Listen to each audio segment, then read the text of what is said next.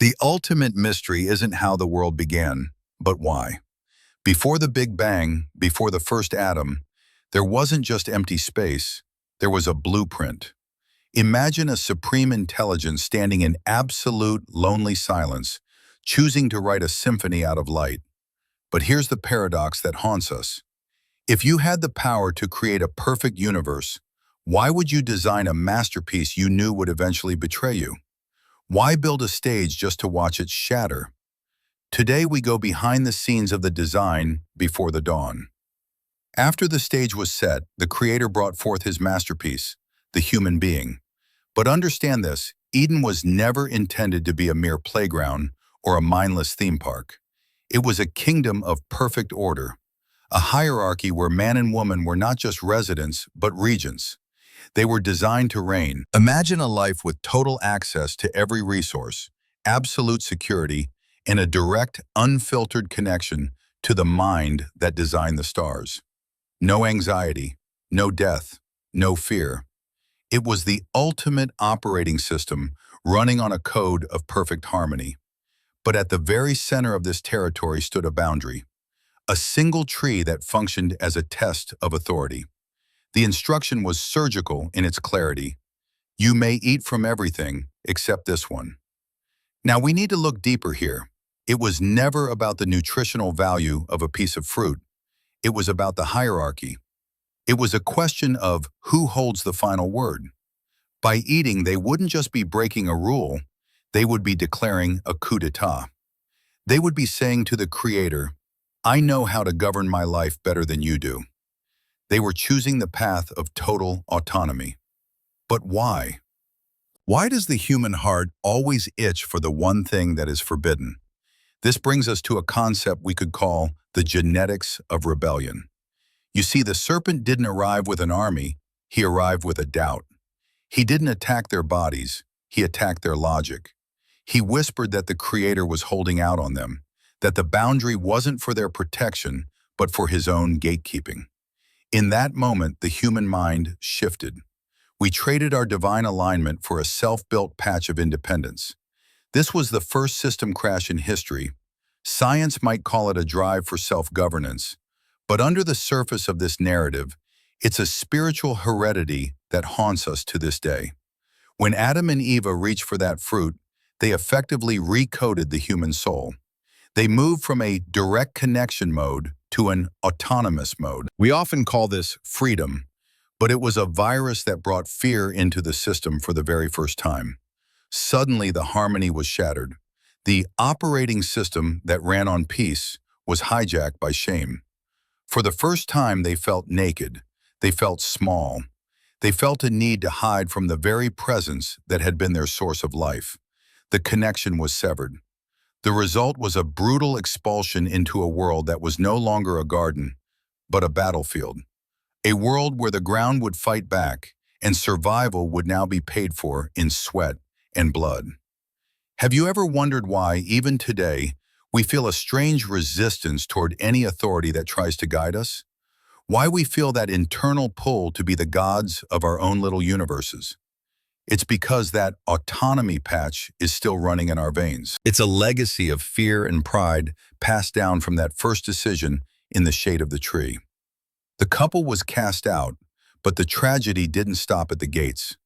If you think the problem was just a single bite of fruit, wait until you see what happened when this new, broken code was passed down to the next generation.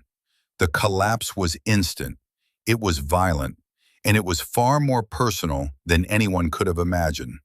Within a single generation, the independence they sought turned into a nightmare where blood would cry out from the very soil they tried to cultivate. We are about to see just how fast a world without a creator's order can turn into a machine of war.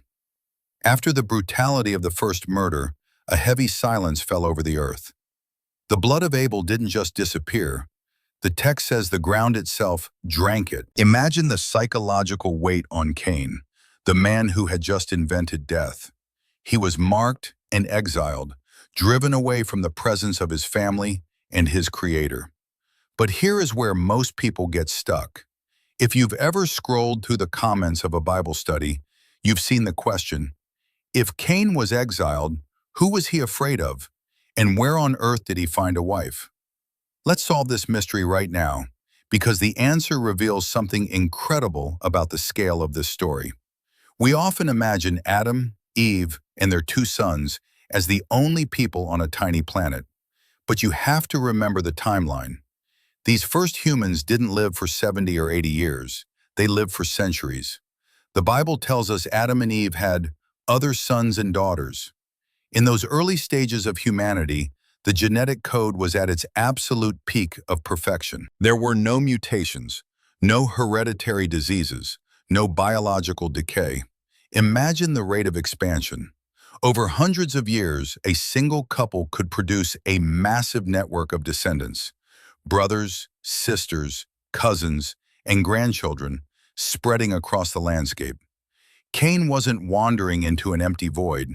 He was moving toward a growing population of his own relatives. He wasn't afraid of strangers.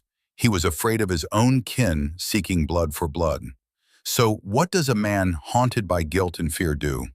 He does something revolutionary. He founds the first city in human history. Think about the irony of that for a moment. Our entire concept of civilization, with its walls, its gates, and its security systems, wasn't born out of a desire for community. It was born out of one man's paralyzing insecurity. Cain named the city Enoch after his son, trying to build a legacy to cover up his crime. But as the city grew, so did the genius of his descendants. They weren't primitive cavemen. The narrative describes a technological explosion. One descendant, Jubal, became the father of all who play the harp and flute. Another, Tubal-Cain, became a master of metallurgy, forging tools out of bronze and iron. Music and industry were flourishing. The first smart city was being built. But here is the dark insight we often miss. While the technology was advancing at light speed, human morality was regressing even faster. The more tools they built, the more ways they found to hurt each other. The more music they composed, the more they used it to celebrate their own darkness. This downward spiral reaches its peak with a man named Lamech. He was the first to break the original design of marriage, taking two wives. But his real fame came from a poem. In the ancient world, poetry was a sacred art, but Lamech turned it into a manifesto of violence. He bragged to his wives about killing a young man just for scratching him. He didn't just commit a crime, he turned it into a song. He weaponized art to glorify his own cruelty, claiming that if Cain was to be avenged 7 times, then Lamech would be avenged 77 times. Do you see the pattern? Violence was no longer a tragic accident, it had become a culture. It was celebrated in their songs and forged into their iron. The world was filling up with fortified cities and complex instruments, but it was absolutely rotting from the inside out. Humanity had become a highly efficient machine for war and ego. By the time we get a few generations away from the garden, the operating system wasn't just glitching, it was completely corrupted. The creator looked down and didn't see a masterpiece anymore. He saw a planet soaked in blood and arrogance. The stage was being set for a radical intervention. A reset that wouldn't involve a conversation, but a total deconstruction of everything they had built. If you were the creator and you saw your creation using the very gifts you gave them, music, metal, and intelligence, only to destroy each other, what would you do? Would you keep trying to fix the individual parts, or would you clear the board and start over? Comment below. Reset or fix? Because the decision that followed changed the geography of the world forever. The world had become a machine of war, and the rot was no longer on the surface, it was in the marrow. By the time of Noah, violence wasn't just an act, it was the atmosphere. Every thought, every intent of the human heart was only evil, all the time. But this is where most of us stumble. This is the part of the story that makes people uncomfortable. We look at the Great Flood, and we see a vengeful God, a tidal wave of anger. We ask the question that has echoed through the centuries. If God is love, Why would he drown his own creation? Why such a brutal, total destruction? But what if we've been looking at it all wrong? What if the flood wasn't an act of cosmic rage, but an act of cosmic surgery? Imagine a body riddled with a terminal, aggressive cancer. You don't treat that with a Band-Aid. You don't try to patch a system where every single cell is working to destroy the others. If you were the creator and you saw your children using their brilliance only to invent new ways to torture and enslave, what would you do? This is the ultimate dilemma of free will. Many people ask, why didn't God just fix them? Why didn't he just change their minds? But think about the cost of that. If God intervened in every single thought to force us to be good, we would cease to be human. We would be nothing more than biological puppets, soulless robots programmed to smile. God thật đập đi xây lại còn hơn là tước đoạt quyền được lựa chọn của bạn. He would rather reset the entire board than steal the very freedom that makes us who we are. The flood was a radical deconstruction. It was the creator admitting that the operating system had been so corrupted by violence that the only way to save the seed of humanity was to wipe the hard drive clean. It wasn't just rain, it was a geological reset. Noah wasn't just a man with a boat, he was the keeper of the last uninfected files. But even after the waters receded and the rainbow was etched into the sky as a signature of peace, the human heart hadn't changed. The autonomy virus was still there, dormant, waiting for the next opportunity to rise. And it didn't take long. Centuries passed, the population grew, and they migrated to the plains of Shinar. This is where we see the next great escalation of human ego, the Tower of Babel. Now don't picture a simple stone tower. Picture the world's first massive engineering project fueled by a brand new technology. They discovered how to bake bricks, turning soft clay into stone-hard building blocks. They had bitumen for mortar. They had the first industrial manufacturing system. But their goal wasn't to explore the stars or build homes for the poor. They said, let us build a city and a tower that reaches to the heavens, so that we may make a name for ourselves.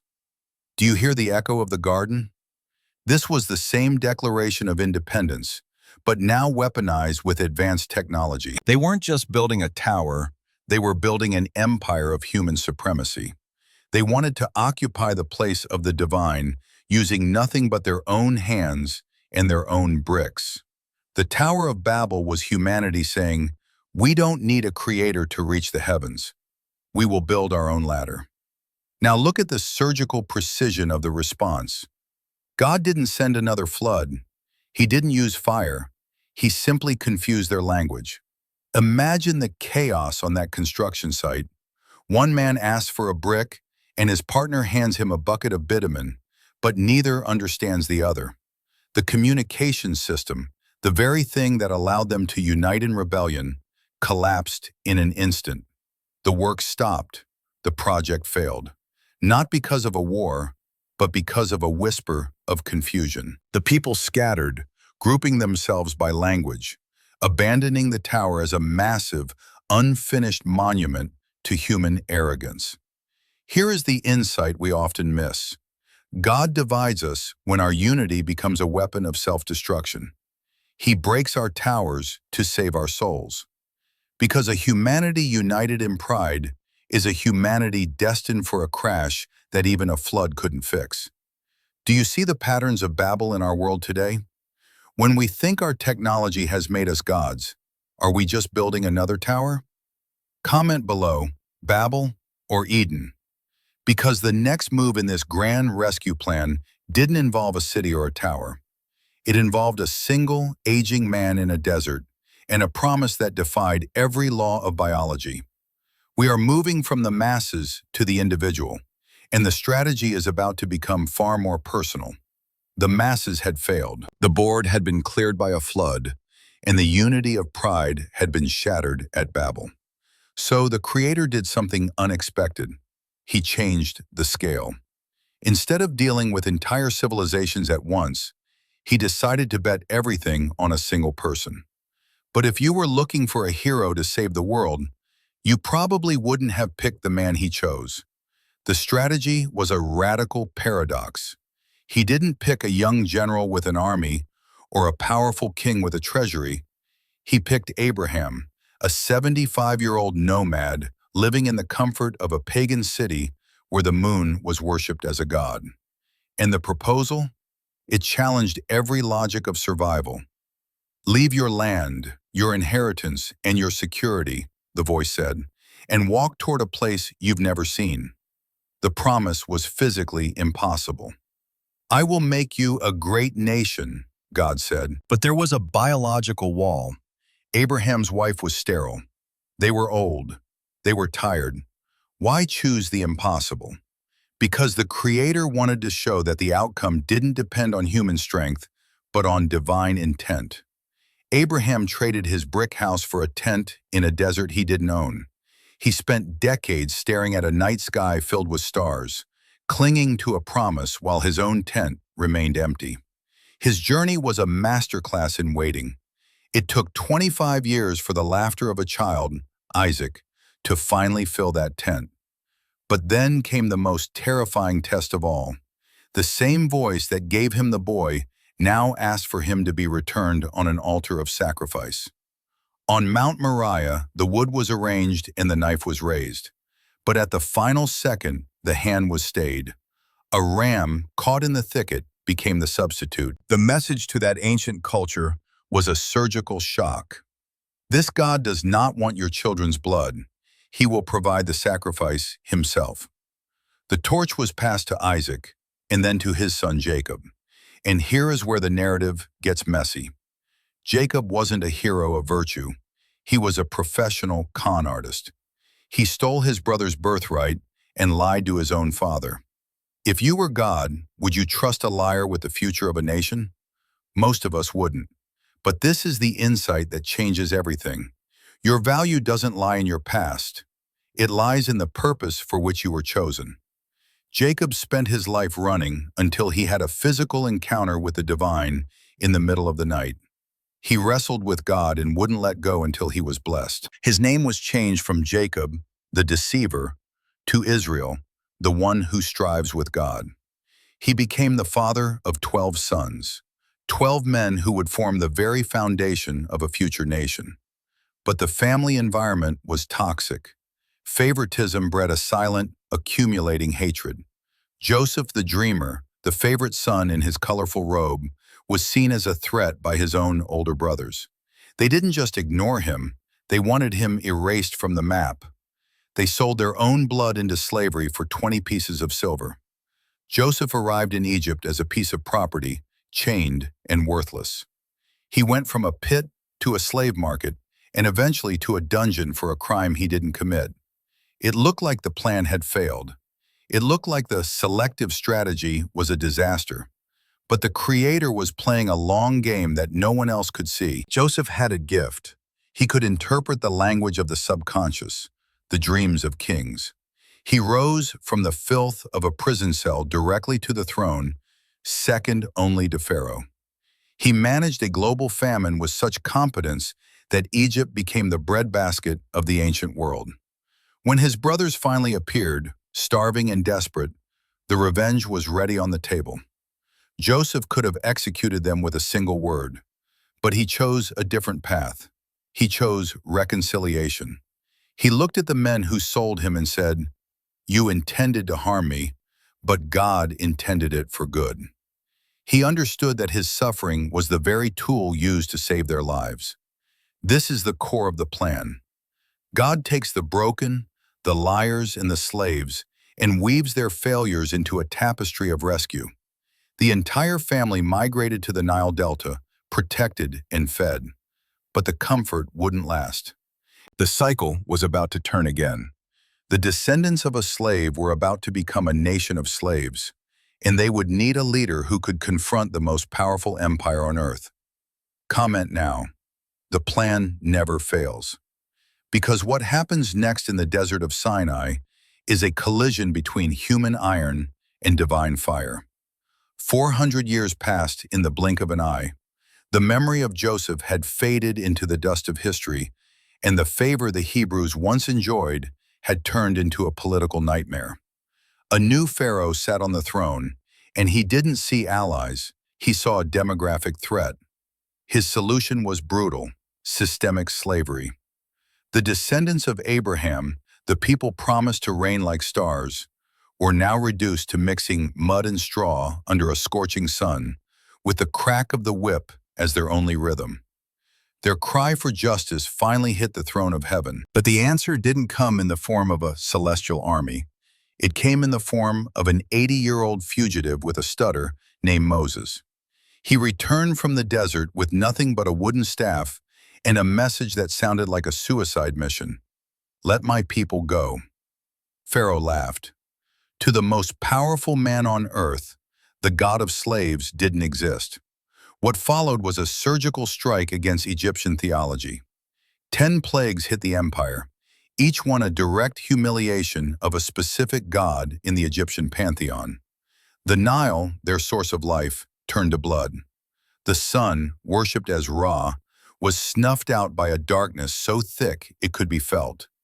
On the final night, the angel of death passed through the land. The only protection? The blood of an innocent lamb painted on the wooden doorposts. It was the first Passover, a signal that judgment could be diverted by a substitute. If you believe that God can open paths where there are only walls, comment right now, "My God opens the sea." Because that's exactly what happened next. 600 of the world's most advanced war chariots cornered the ex-slaves at the edge of the Red Sea. It was a dead end. Water in front, iron behind. Logic said a massacre was inevitable. But then, the wind blew. The sea was ripped in half, forming liquid walls, and the people crossed on dry ground.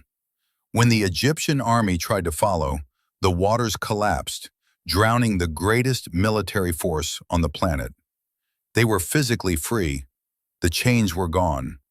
But here is the part that most people miss. It is easy to take the person out of Egypt, but taking Egypt out of the person is the real challenge. Have you ever wondered why a journey that should have taken 11 days ended up taking 40 years? It wasn't because they were lost. It was because you can take a person out of Egypt in a single night, but it takes a lifetime to take Egypt out of a person. This is what we call Egypt in the chest. Why is freedom so terrifying? Because in Egypt, life was predictable. You were a slave, yes, but you had bread, you had a roof, you had a system that told you exactly what to do. The desert, however, demanded something far more difficult: trust. It demanded responsibility for your own destiny. Within days of their rescue, the people began to complain. They actually missed their chains because the chains came with a side of onions and meat. This is a psychological operating system we still run today. How often do we pray for a breakthrough, only to run back to our toxic habits the moment things get difficult? We crave the security of our own prisons because the uncertainty of freedom feels like a void. We want the miracle, but we don't want the desert that forges our character. 40 years of wandering wasn't a punishment, it was a deconstruction. An entire generation had to die in the wilderness so that a new generation could be born. A generation that didn't smell like the mud pits of Pharaoh, but like the dust of the desert and the air of the Promised Land. They had to learn that they weren't slaves who escaped, but a kingdom of priests in training. They camped at the base of Mount Sinai, where the sky turned black and the ground shook. This wasn't a peaceful religious retreat. It was a terrifying encounter with absolute holiness. There they received the 10 Commandments. Don't look at these as a bureaucratic list of "thou shalt nots." Look at them as a moral mirror. The law didn't just show them how to live, it revealed just how broken they really were. Before Moses could even descend from the mountain, they were already worshiping a golden calf, proving that freedom without character is just an invitation to anarchy. The dilemma was mortal. How could a perfectly just God live in the middle of a rebellious people without consuming them? The solution was a piece of spiritual engineering called the tabernacle. a tent where heaven touched earth, but a tent that required a constant flow of blood to maintain the connection. A life for a life. It was a temporary patch, a shadow pointing toward a definitive solution in the distant future. The desert was the forge, but the fire was about to get much hotter, because across the river Jordan, a land of giants was waiting, and the new generation was about to discover that inheriting a promise requires more than just crossing a sea. It requires a total conquest of the self. Stay with me because the walls of Jericho are about to fall, but the real battle is just beginning. 400 years. That's how long the signal went dead. Imagine the weight of that silence. For 4 centuries there was no prophet, no new scripture, and not a single miracle. It was an absolute spiritual vacuum. The people of Israel were clinging to ancient scrolls, reading about a God who used to part seas and talk to ancestors, while their reality was a relentless cycle of taxes, Roman boots on their necks, and governors who treated them like property. While the heavens were mute, the earth was shaking with the march of empires. The Greeks had flooded the region with their philosophy, and then came the iron legions of Rome. Judea had become a pressure cooker of religious extremism and political desperation. In the shadows of back alleys, radical groups were sharpening their knives, waiting for a lion, a holy warrior king like David, who would crush Rome into the dust and restore the glory of the throne. Everyone was holding their breath, waiting for a roar. But the response to 400 years of silence didn't come with a roar. It came with a cry in a stable. The strategy of the Creator was a complete culture shock. The liberator didn't arrive in a fortified palace. He was born in an animal shelter in an insignificant village called Bethlehem. He didn't grow up in the elite schools of Jerusalem. He grew up in a workshop, smelling of sawdust and sweat, in a town so irrelevant that people asked, "Can anything good come from Nazareth?"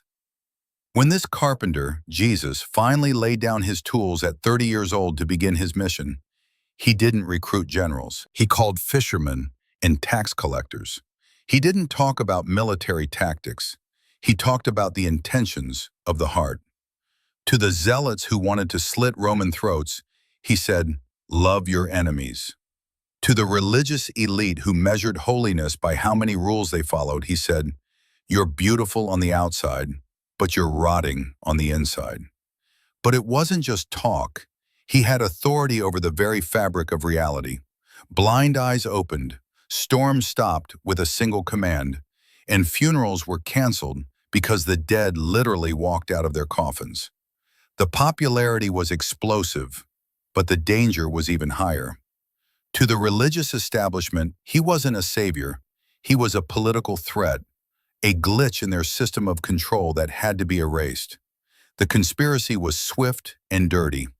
One of his own friends sold his location for the price of a slave. Jesus was arrested in the middle of the night, dragged through an illegal trial, and handed over to the Roman governor Pilate. The empire found no crime in him, but they bowed to the pressure of the mob. The execution was brutal, the kind of punishment Rome reserved for terrorists and rebels. He was scourged until his flesh hung in ribbons and nailed to a wooden cross. Now look closely, because this is the convergence of the entire narrative. This was the moment the blueprint was leading to since the very first breath in Eden. As he hung there suspended between heaven and earth, something cosmic was happening. The sky turned black at midday. While the blood dripped, he didn't call for vengeance. He asked for forgiveness. The Bible says that in those hours he was absorbing the collective guilt of every system crash, every rebellion, and every drop of blood shed since Abel. He was the ultimate substitute. He was the ram on Abraham's altar, the lamb on the Egyptian doorpost, and the sacrifice in the tabernacle, all meeting in one man at one moment. He cried out, "It is finished," and he died. In that exact second, something happened in the great temple of Jerusalem that no human hand could have done.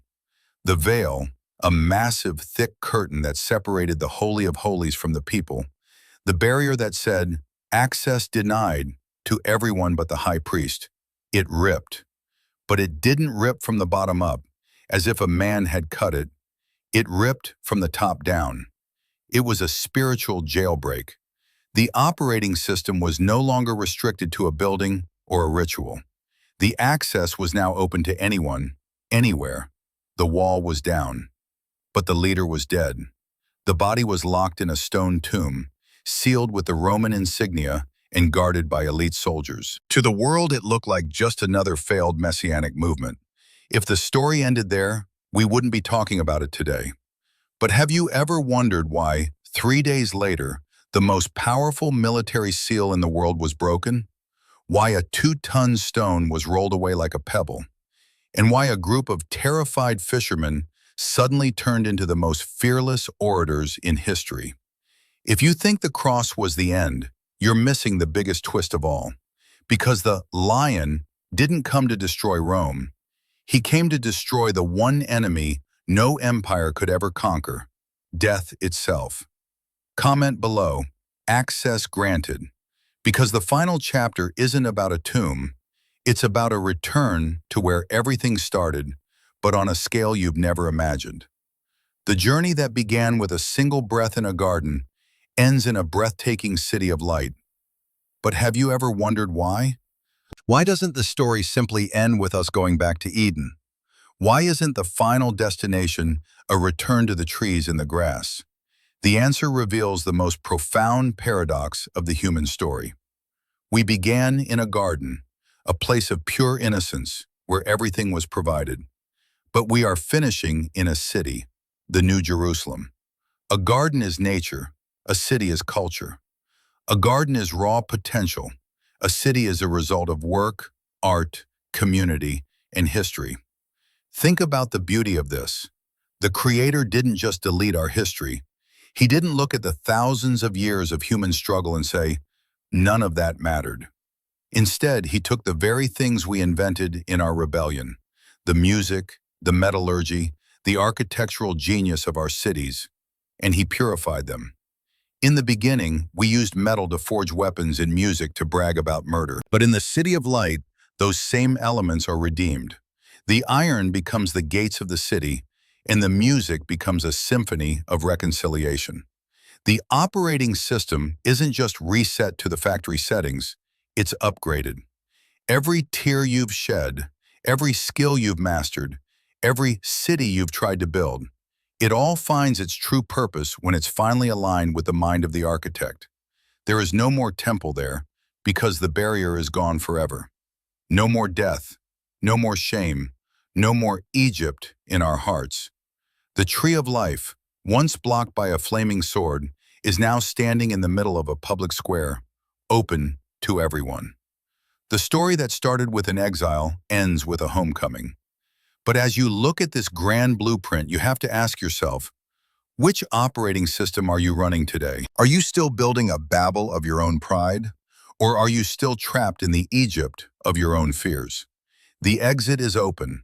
The price is paid. The city is waiting.